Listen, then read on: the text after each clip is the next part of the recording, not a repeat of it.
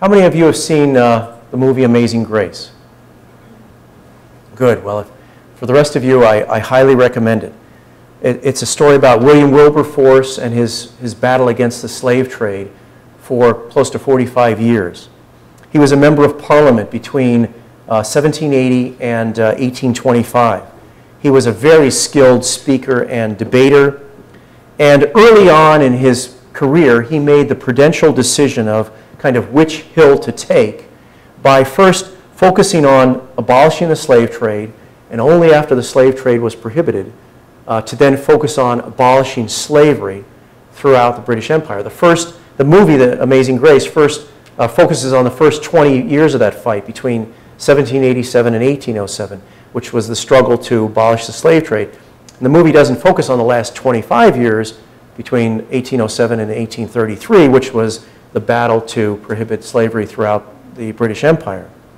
But Wilberforce studied hard to understand the nature of the slave trade and its impact. And he worked with a growing network, actually a number of networks that reached into practically every sector of British society. A perfect example of Peter Berger's statement that ideas don't succeed in history because of their inherent truthfulness, but rather because of their connection to very powerful institutions and interests, is Wilberforce's success against the slave trade between 1805 and 1807, because by that time, Wilberforce and his allies had struggled for pretty much 16 to 18 years, and they'd been blocked by, among other things, national security concerns that were involved in the war with France, from keeping the slave trade at the center of political life in Great Britain. And eventually, they discovered that they could tie limiting or ending the slave trade to the national security concerns. So in effect, they made ending the slave trade a national security issue. And when they tied those together, they were able to fence in and then prohibit the slave trade, which came about in 1807 after a 20-year fight. And they combined an ultimate goal of banning the slave trade and abolishing slavery with legal and procedural fences around the slave trade when they could not prohibit it outright. And finally, they persevered. He persevered himself personally against all odds over 45 years. He devoted virtually his whole parliamentary career to prohibiting slavery and the slave trade and changing the morals of England. Now, Lincoln, in contrast, did not become an anti-slavery leader until after the Kansas-Nebraska Act of 1854. But Lincoln's political principles were fundamentally shaped by his view of natural rights, the doctrines of the Declaration of Independence, and the United States Constitution. And so the Declaration and the United States Constitution directly shaped Lincoln's political philosophy, his understanding of the good, and his sense of his duty as a political leader and as president.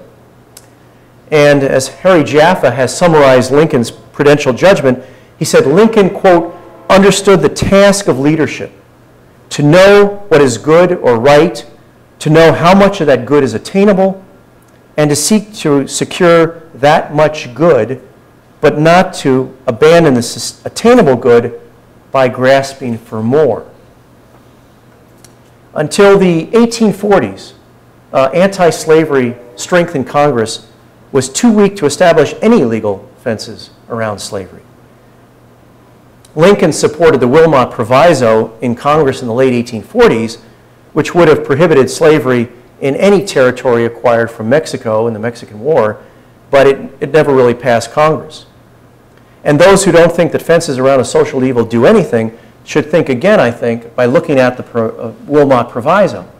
Because the Wilmot Proviso sparked a firestorm in Congress and was a moral affront to the to the slavery forces, and started the process of building some fences around slavery and keeping it out of the Western territories. Now, the Kansas-Nebraska Act of 1854 repealed the Missouri Compromise, and it opened up the Kansas-Nebraska territory to slavery.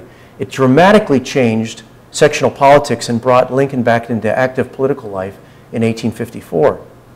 Lincoln denounced the Kansas-Nebraska Act as, in his words, removing the restrictive fence, and made a strong case against the repeal of the Missouri Compromise and for keeping slavery out of the Western territories.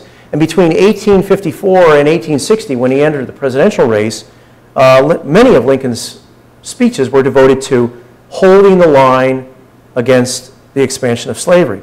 He compared the prohibition on the slave trade to a prohibition on extending slavery into the territories.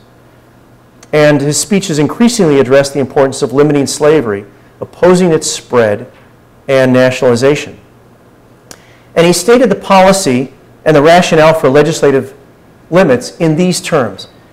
He said, quote, "The Republican Party looks upon slavery as being a moral and social and political wrong, and while they contemplate it as such, they nevertheless have due regard for its actual existence among us, and the difficulties of getting rid of it in any satisfactory way. Yet, having a due regard for these, they, meaning the Republican Party, desire a policy in regard to it that looks to it not creating any more danger. They insist that it should, as far as may be treated as a wrong. And one of the methods of treating it as a wrong is to make provision that it shall grow no farther."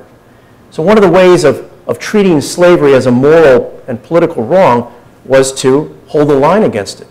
And by holding the line, it necessarily carries the implication that there's something wrong about this. So to kind of sum up tonight, I think that prudence challenges all of us.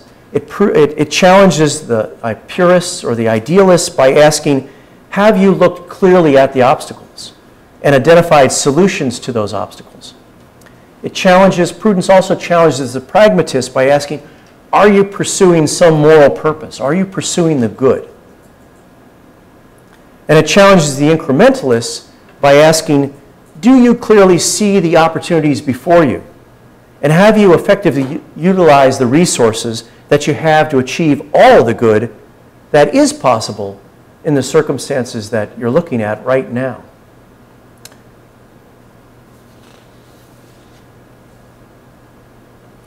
You know, I often wonder how future generations will judge this generation's response to Roe versus Wade and to these bioethical challenges that we face.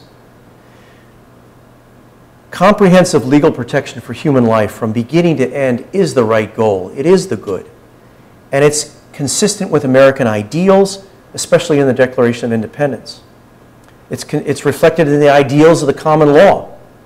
I came across in my research over the years this statement by James Wilson, who was a framer at the Federal Constitutional Convention and one of the first Supreme Court justices. And he described the common law's protection for human life in these elevated terms. Wilson wrote, "Life and whatever is necessary for the safety of life are the natural rights of man. Some things are so difficult, others are so plain that they cannot be proved. It will be more to our purpose to show the anxiety with which some legal systems spare and preserve human life, the levity and cruelty which others discover in destroying and sporting with it, and the inconsistency with which in others it is at sometimes wantonly sacrificed and at other times religiously guarded. But," he said, "with consistency beautiful and undeviating, human life from its commencement to its close is protected by the common law. In the contemplation of law, life begins when the infant is first able to stir in the womb.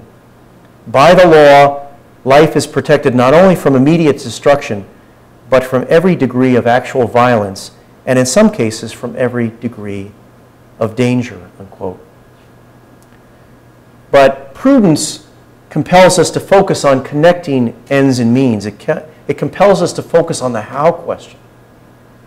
If Wilberforce was with us tonight, I think he would urge us to wisely examine a process of prudential reasoning to determine whether any tactic or any strategy is prudent. In everything we do in this cause, I think we need to apply the right deliberation and judgment and counsel to be effective. We cannot lose heart. We have to rededicate ourselves to achieving the greatest possible good in this world. So thank you for having me here tonight, and I just want to